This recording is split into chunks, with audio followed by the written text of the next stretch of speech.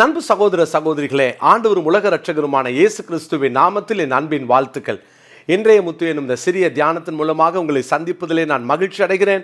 கர்த்தருடைய நாமம் மகிமைப்படுவதாக. பிரியமான தேவனுடைய பிள்ளைகளே, பின்மாற்றத்தை குறித்து நாம் தொடர்ந்து ஒவ்வொரு நாளும் நம்ம தியானித்து வருகிறோம். அந்த வரிசையில் இன்றைக்கு இன்னொரு பின்மாற்ற காரனை குறித்து நாம் பார்க்க போகிறோம். அந்த பின்மாற்றம் எவ்வளவு பெரிய பின் விளைவுகளை ஏற்படுத்தியது, ஏன் அந்த பின்மாற்றம்? ஆண்டவராகிய இயேசு கிறிஸ்து யோவான் 6:67 கேட்டார் அல்லவா, நீங்களும் போய்விட மனதா இருக்கிறீர்களா? ஏன்னா அநேக சீஷர்கள் அவரோடு கூட நடவாமல் பின்வாங்கி போனார்கள் என்று சொல்லி வேதத்தில் வாசிக்கிறோம்.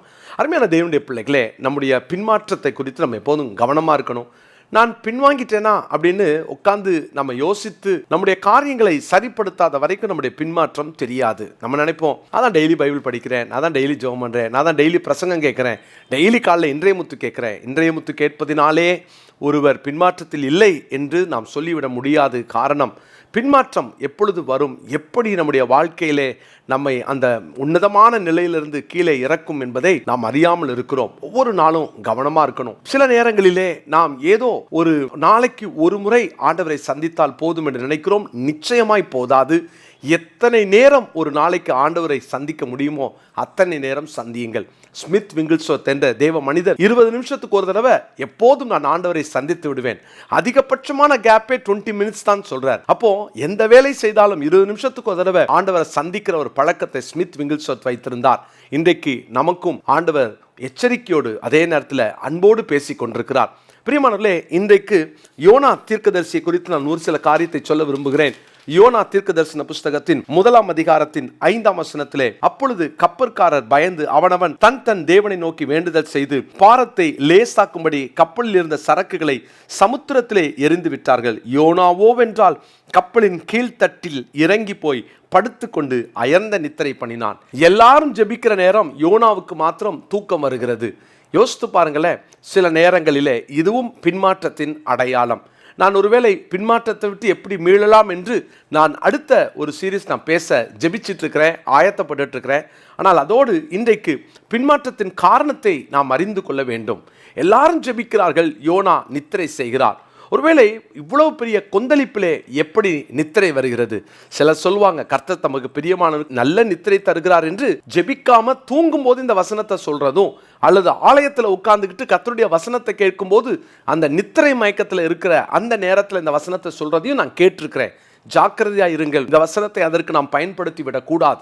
எல்லாரும் ஜெபிக்கும் போது ஒருவேளை இரவு நேரம் நாம் இரவு விழித்து ஜெபிக்கிறோம், அப்போ நித்திரை மயக்கம் வரலாம். அப்போ உடனே எழுந்து முகத்தை கழுவிட்டு நம்ம உடனே ஆயத்தம் ஆயிடணும். பிரியமானவர்களே, இப்படி யோசித்து பார்ப்போம். வண்டியில் கார் ஓட்டிக்கிட்டே போகிறோம், கண்ணில் கொஞ்சம் நித்திரை வருது, பரவாயில்ல நான் கொஞ்சம் தூங்கிக்கிறேன், கர்த்தர் தமக்கு பிரியமானவருக்கு நல்ல நித்திரை அளிக்கிறான்னு சொல்லுவோமா? உடனே வாகனத்தை நிறுத்தி முகத்தை கழுவோம்ல, உடனே அந்த இடத்துல சுதாரித்து கொள்வோம் இல்லையா? அப்படித்தான் நம்ம ஒவ்வொரு முறையும் நம்முடைய ஜெபத்தையோ வேத வாசிப்பையோ நம்முடைய நித்திரை அங்கே வந்து தடுக்கிறது என்று சொன்னால் நிச்சயமாக நம்மை பரிசோதிக்க வேண்டும். என்ன காரணம்? 3 விஷயத்தில் யோனா இறங்கினார் என்று பார்க்கிறோம்.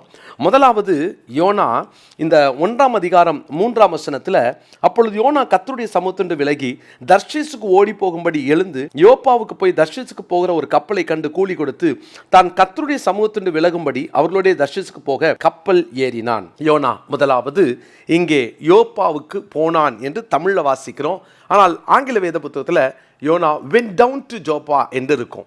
went down to Joppa, அதாவது யோப்பா பட்டத்திற்கு இறங்கினான் என்று இருக்கும். இந்த இரக்கம் ஒரு பெரிய எச்சரிக்கை.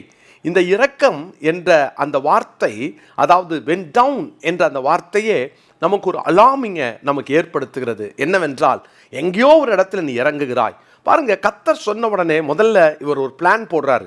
அதாவது நாம் இப்போ போய் நினிவேல போய் அறிவிச்சா கண்டிப்பா நமக்கு அங்கே தேவையில்லாத பிரச்சனை. யோப்பாவுக்கு போய் தர்ஷீசுக்கு போகிற கப்பல் கண்டு அங்கே போகலாம் அப்படின்னு சொல்லிட்டு இவர் இப்போ முதல்ல மைண்டில் இறங்கிட்டார். சிந்தையிலே வருகிற இரக்கம், சிந்தையிலே வருகிற அந்த கீழே இறங்குகிற அந்த அனுபவம், இதில் தான் முதல்ல கவனமாக இருக்கணும். எந்த ஒரு மனிதனும் செயலிலே தன்னுடைய பின்மாற்றத்தை காண்பிக்கிறதற்கு முன்பாக தன் சிந்தையிலே அந்த பின்மாற்றம் வந்துவிடும். பிரியமானவர்களே, நாளை ஜெபம் பண்ணலாம், யார் கேட்பா? நாளைக்கு பைபிள் படிக்கலாம், அடுத்த வாரம் சர்ச்சுக்கு போகலாம், யார் கேட்பா? இது முதல்ல சிந்தையிலே தான் உதிக்கும். போலாம் சர்ச்சுக்கு அப்படின்ற அந்த எண்ணம் வருதுல, சிந்தையிலே உதிக்கின்றது. சிந்தையில வரும் பொழுதே சுதாரித்து கொண்டால் நாம் கவனமாக இருக்கலாம், செயலிலே இறங்க மாட்டோம். சரி, முதல்ல சிந்தையிலே இறங்கினான். உங்கள் சிந்தை கிறிஸ்துவின் சிந்தையால் நிரப்பப்படாத வரைக்கும் எப்போ வேணாலும் சிந்தையில் அந்த பின்மாற்றம் வந்துவிடும். யோனா 1:5 வாசிக்கிறோம். அப்பொழுது கப்பற்காரர் பயந்து அவனவன் தன் தேவனை நோக்கி வேண்டுதல் செய்து பாரத்தை லேசாக்கும்படி கப்பலில் இருந்த சரக்குகளை சமுத்திரத்தில் எறிந்து விட்டார்கள். யோனாவோ என்றால் கப்பலின் கீழ்த்தட்டில் இறங்கி போய், இரண்டாவது கீழ்த்தட்டில் இறங்கி போய், went down to the ship, the inner part of the ship என்று இருக்கும். went down to the inner part of the ship. தேவனுடைய பிள்ளைகளே, இரண்டாவது இவர் கப்பலிலே இறங்கினார். முதல்ல சிந்தையிலே இறங்கினவர், இரண்டாவது செயலிலே இறங்கினார். உங்கள் சிந்தையில் வந்த பின்மாற்றம் செயலில் காட்டுதான்னு நீங்கள் கொஞ்சம் யோசித்து பாருங்க. நாளைக்கு ஜோமெல்லாம் அப்படின்னு படுத்து சிந்திக்கிறோம்ல, அது அப்படியே உங்கள் செயலிலே அன்னைக்கு ஜெபத்தை தவிர்த்தால் அது பின்மாற்றம். நாளைக்கு பைபிள் படிச்சுக்கலாம், நாளைக்கு எக்ஸ்ட்ரா 2 அதிகாரம் சேர்த்து படிக்கலாம். இந்த வாரம் ஃபுல்லாக நம்ம அந்த 1 இயர் பைபிள் சேலஞ்சை நம்ம படிக்கலை, சண்டே படிச்சிடலாம் அப்படின்னு எத்தனை முறை ஞாயிற்றுக்கிழமைக்காக ஒதுக்கி வச்சு அந்த ஞாயிற்றுக்கிழமை இழந்திருப்போம். யோசித்து பார்த்தீங்களா? ஏதோ ஒரு காரியத்தை நீங்கள் நல்ல விஷயத்தை, அதாவது ஆவிக்குரிய விஷயத்தை போஸ்ட்மான் பண்ணீங்கன்னா உங்களால் அதை செயல்படுத்தவே முடியாது. மறந்துடாதீங்க, என்னைக்கு கர்த்தர் வாய்ப்பு தராரோ அன்னைக்கு நீங்கள் அதில் உடனடியாக செயலில் இறங்கலைன்னா நீங்கள் பின்மாற்றம் என்னும் செயலிலே இறங்கி விடுவீர்கள். எனவே தான் இந்த 2வது குறிப்பாக செயலிலே இறங்கினான், செயலிலே இறங்கினான். 3வதாக யோனா 2:2 என் நெருக்கத்தில் நான் கர்த்தரை நோக்கி கூப்பிட்டேன், அவர் எனக்கு உத்தரவு அருளினார். நான் பாதாளத்தின் வயிற்றிலிருந்து கூக்குரலிட்டேன், நான் பாதாளத்தின் வயிற்றிலிருந்து கூக்குரலிட்டேன். அதாவது went down to the belly of Sheol என்று வாசிக்கிறோம். அதாவது இவன் பாதாளத்துக்குள் இறங்கி விட்டான். 3வது இன்னொரு இரக்கம், அவன் பின்மாற்றத்திலேயே இறங்கி விட்டான். பிரியமானவர்களே, சிந்தையிலே இரக்கம், செயலிலே இரக்கம், 3வது பின்மாற்றத்திலே ஒரு இரக்கம். பின்மாற்றத்தினுடைய அந்த ஆழத்திற்குள்ளாக இவர் சென்று விட்டார், பாதாளத்திற்குள்ளாக அவர் சென்று விட்டார். அதாவது இனி யார் காப்பாற்ற முடியுன்ற அந்த ஒரு சூழ்நிலை. எத்தனையோ நேரங்களில் அவ்வளோதான் பிரதர், இதுக்கு மேலே என்னை யார் தூக்கி விடுவா, அவ்வளோதான் நான் ஆழத்தில் விழுந்துட்டேன், ஆழத்தில் போயிட்டேன் அப்படின்னு சொல்லி நிறைய நேரங்களில் நம்ம தடுமாறுகிறோம் அல்லவா? எனக்கு அருமையான தேவனுடைய பிள்ளைகளே, இந்த ஆழங்கள் நம்முடைய வாழ்க்கையில் ஒரு வேளை இன்னைக்கு இந்த பாதாளத்தின் ஆழங்களாக அல்லது மேலே வர முடியாத அளவுக்கு ஒரு ஆழங்களில் நாம் சிக்கி கொண்டிருந்தால் இன்றைக்கி தேவன் நம்மோடு கூட இடைப்பட்டு கொண்டிருக்கிறார். ஒருவேளை இன்றைக்கி உங்கள் தனிப்பட்ட வாழ்க்கையில் நான் ரொம்ப ஆழத்தில் போயிட்டேன், பின்மாற்றத்தினுடைய மோசமான கட்டத்துக்கு போயிட்டேன் அப்படின்னு சொன்னாலும் கவலைப்படாதீங்க. அதாவது நான் பின்மாற்றத்தில் விழுந்துட்டேனேன்ற அந்த கவலைப்படாதீங்கன்றது இல்லை, ஆனால் வர முடியாதோ அப்படின்ற அந்த கவலையை தூக்கி போட்டுட்டு வர முடியும் என்ற நம்பிக்கையோடு நோக்கி பாருங்கள். ஏன்னா வேதத்தில் வாசிக்கிறோம், அதே யோனா 3:1 அந்த யோனா தேவனுடைய அழைப்பை ஏற்றுக்கொள்ளுகிறார். திரும்ப கர்த்தருடைய வார்த்தை யோனாவுக்கு உண்டாகி அவர் நீ எழுந்து என்று சொல்லுகிறார் இல்லையா? அப்போ கண்டிப்பாக யோனா அந்த சத்தத்தை கேட்டு திரும்ப நினிவேக்கு சென்றார். பிரியமானவர்களே, தேவ சத்தத்தை கேளுங்க. தேவனுடைய சத்தத்தை எங்கிருந்தாலும் கேட்க முடியும். நீங்கள் திரும்ப கேளுங்க, திரும்ப ஒப்பு கொடுங்க, திரும்ப எழும்புங்க. ஆண்டவருடைய கிருபையை தயவு செய்து போக்கடிச்சிடாதீங்க.